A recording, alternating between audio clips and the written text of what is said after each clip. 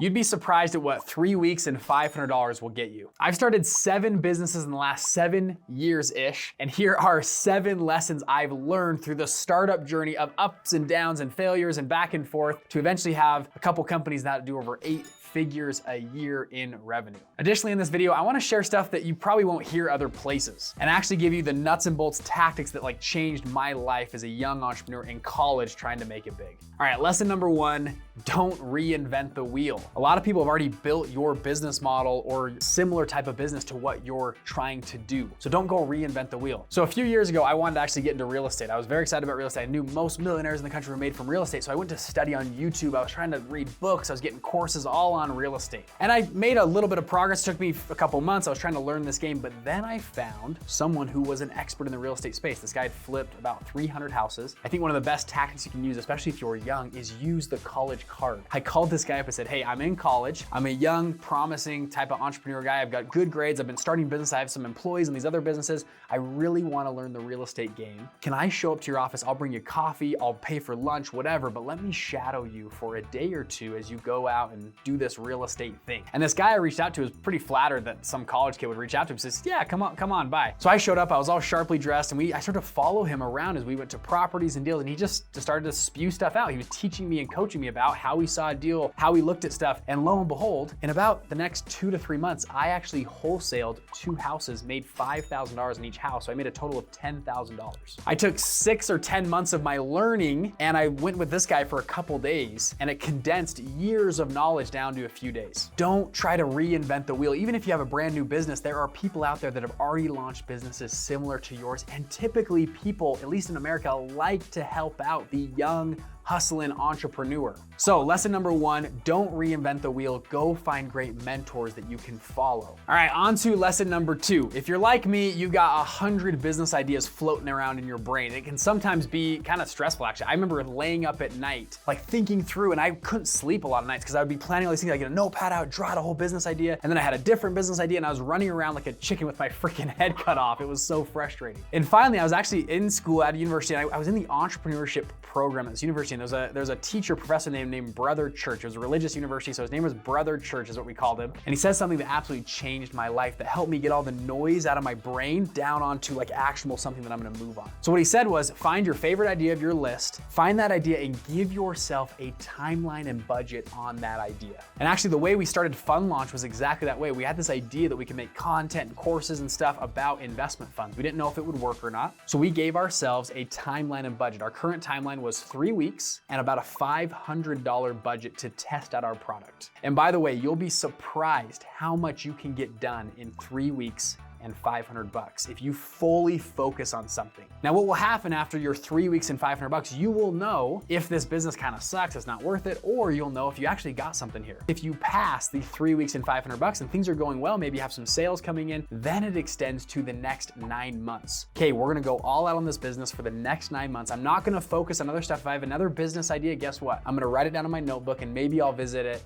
9 months from now, but for the next 9 months, we're going all in on this thing. Now, what this allowed me to do was gave me clarity that I could move through a systematic approach through my business ideas on my little notebook. And my thought process was kind of like baseball. If I just got up to the bat and I kept swinging the bat, you know what? Eventually I might hit a single and maybe I'll hit a double and maybe I'll hit a freaking home run over the fence, but I just got to keep swinging the bat. So again, to summarize, number 2, give yourself a timeline and budget and sell often and sell early. All right, on to number 3. Now this might sound cliche. It's all about partners and finding good partners, but I wanna share a different side of this. It's kind of cool. Yeah, have great partners, find a good partner. The partner will change your life. You're gonna, all this stuff, but in my opinion, it's hard to just day one wake up and just find a good partner. You don't know if they're gonna be good or they're gonna work hard. You just don't really know. One of my favorite things I do today is what a mentor taught me. He said, Bridger, you need to date your partners. He goes, you wouldn't wake up today and just go marry somebody tomorrow, right? You would date them, you'd court them, you'd get engaged, and then you would get married. The same thing's true with business partners. If you can go through the process of dating a potential business partner, give them projects, have you work with them, see how you guys like, do you text, do you email, do you call, are they bugging you, or are they not? Over the course of, back to number 2,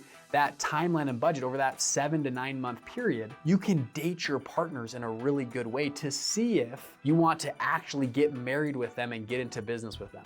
Now, in my past businesses, I'm typically a partner type of person. A lot of people aren't partner people. Some people like to just be the solopreneur, but I feel like there's a lot of value in having a partner. Sometimes when I'm down or frustrated, that person's very excited and energetic, and vice versa, and we help each other out during our low moments. Now, I've loved having partners. I have incredible partners in my businesses today. In the past though, some of my businesses that didn't really work out, I had some kind of crummy partners, to be honest. They didn't work hard, they weren't following up on assignments, and thankfully, we went through this dating period, and I found out, hey, this guy or this gal just doesn't work really hard. They don't actually want to do the work. They love talking about business. They don't like actually doing business. And maybe I was a bad partner as well to them. Maybe they would say the same thing about me, but for whatever reason, we just didn't work out. And I have a couple business partners now that I absolutely love. They're amazing business partners. We're best friends in the business. We do a lot of stuff together. It's freaking amazing because we went through the dating process. So to summarize, number 3, date your partners. All right, on to number 4. Now, I learned this through a lot of pain. When I got into college, I started 6 businesses my first 2 years of college, actually. I was starting a bunch of different businesses, any business that I could find that would kind of make money. And what I learned was different business vehicles have totally different outcomes and different margin profiles for that business model. And I decided that I wanted to be way more intentional about the type of business I was getting in before I got into that business. For example, I started a Chinese tutoring business. I actually speak Mandarin Chinese. I served in a 2-year LDS mission in Taiwan. So I came home from that. I spoke Mandarin pretty well. I started to tutor kids in college in Mandarin Chinese. So I was charging $30 to $45 an hour as a college student, which is pretty good money. Now I wanted to scale this, so I started to hire other tutors and I started to pay them. So I hired a handful of tutors. They were getting kids that were coming over and we were tutoring these kids and we're starting to build this business. But then I started to analyze the business model of a tutoring type of company. I was paying my tutors a good salary. I'd pay them, if we charged $30 an hour, I'd pay my tutor probably $24 to $25 an hour because that tutor at any given time could just leave and go set up a competing business and just bring their clients with them. So if I didn't pay them enough, they would just leave. So my margins were really thin. I was only making $5 per lesson. And I started to do the math. I was like, man, if I want to be a millionaire running a tutoring business, I've got to have hundreds of tutors tutoring every single day. There's got to be overhead, there's going to be complaints. I got to have thousands of employees to make $1 million.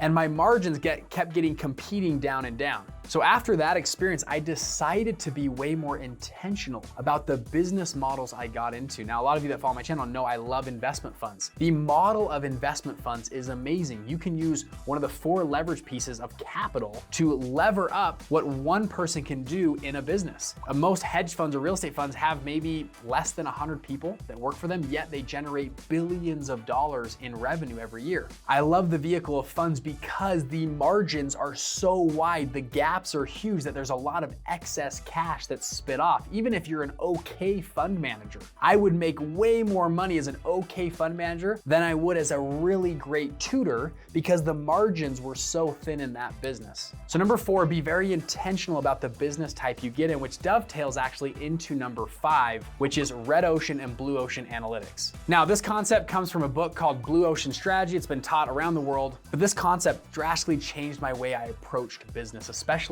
online business. Now, the concept is this, that there are oceans out there and red oceans are bloody. There's sharks eating there. There's already a lot of competition in these oceans. If you can move to a blue ocean, there's not much competition. Now, what happens is in a blue ocean, there's typically someone that comes in, captures a blue ocean, and then more competitors come in, and slowly over time, those waters become more red and red until it becomes a red ocean. And then as a young entrepreneur, you try to find new blue oceans that you can branch into. Now, this sounds like a pretty obvious concept to find like a niche in a market, but you'd be surprised, if I told you, hey, let's go open a coffee shop together, and there's 7 coffee shops in this one corner, do you think we should open an 8th? Well, maybe, but it's pretty saturated. It's a pretty red ocean. What if we went to a different part of town that has no coffee shops and we open a coffee shop there? Maybe it'll perform better just because we're the only coffee shop around. It might be more of a blue ocean. Now that sounds obvious, but it's very not so obvious online. I have friends all the time online trying to create content in red oceans. I can't tell you how many friends I have that are like, hey Bridger, okay, I decided I'm gonna be like a fitness influencer. I'm gonna go like make content, I'm gonna like work out and like drink protein shakes and like be in fitness. I'm like, okay, what's gonna be your angle or your niche? Well, I'm just gonna work out and look good. Dude, there's about 10,000 other fitness influencers. It's one of the most red oceans online for this space. Right now, if you scroll and Google or search anything about starting an investment fund, starting a private equity fund, starting a real estate fund, my videos are at the top of almost every page. Why? because we positioned ourselves online as a blue ocean. And as we've grown, we've become the category king of that blue ocean. And it makes it very hard for competitors to come in because we're starting to make more of a red ocean at this point. So lesson number 5, be very intentional and try to go after blue oceans, especially if you're doing an online business. Lesson number 6, the growth curve that you have to go on when launching your business to then scaling your business. I've seen this in a massive way in my business. The Bridger Pennington, who was the person that was launching businesses, has had to grow and develop into a way different person as we're running now in 8-figure companies than I was when we were first starting. So let me explain. When you're starting out, I would call this person a startup entrepreneur. They're just good at executing, launching, just doing stuff. But once you hit a certain threshold in your business, that person, this was me at the time, I had to become a CEO. A CEO is way more focused on systems and people, and an entrepreneur is way more focused on just launching and execution. This transition for me has actually been very hard. I've had to learn how to build teams and manage people and help them then go out and lead their teams. No great business is launched alone, and I actually have a lot of friends that have flatlined in their businesses because they have not been able to transition from an entrepreneur to a CEO type.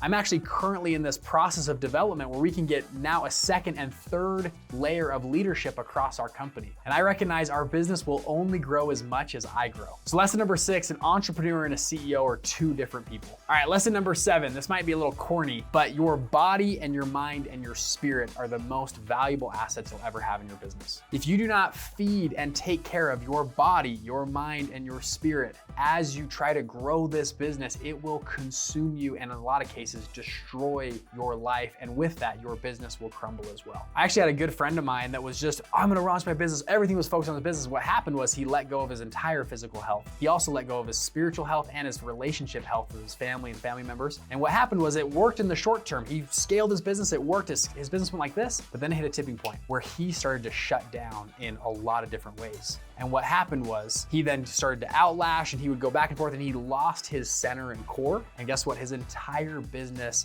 fell. And I believe they're actually almost at bankruptcy at this point. And he's one of the most miserable human beings I've ever seen. So for me, I make sure every single day I do some type of workout. That's changed in the past. I now do cold plunges. I love doing different stuff, but I make sure my body is fed in some way, shape, or form. I additionally make sure I'm spiritually aligned. I read scripture, I attend church. I make sure I have a spiritual connection to God. For you, that could be creator, whatever you want to call it. But I think that's corely important to what you're doing with the rest of your life. And then finally, I make sure I have good relationships with my family and friends and people around me. Now, sometimes time is spent in different places, but I make sure that I spend, at least I can send videos, text messages, whatever, to make sure my wife, my family knows that I love them and care for them and spend time with them. That brings me back to my core focus and values. And what happens is if you do all 3 of those together and you're aligned, your employees, your clients, your customers, people around you feel that energy in your business and they want to work with you. It attracts like-minded people to your business that are usually A players, incredible people in your business, which in turn helps your business skyrocket. So for number 7, make sure you feed your mind, body, and spirit throughout this entrepreneurial process. Now, if you want to go in more in depth with positioning yourself with a hook in your whole story, here's actually a link to a video from kind of some secret archives from Fun Launch Live. I gave a presentation, one of my favorite presentations we've ever given. We actually just put it out on YouTube. So there's a link right above. You guys can check out for how to live and be your hook. Now, these are 7 lessons I've learned across the journey. I'm still learning a lot. If you guys have lessons, comment them down below. I'd love to make more videos in the future about this.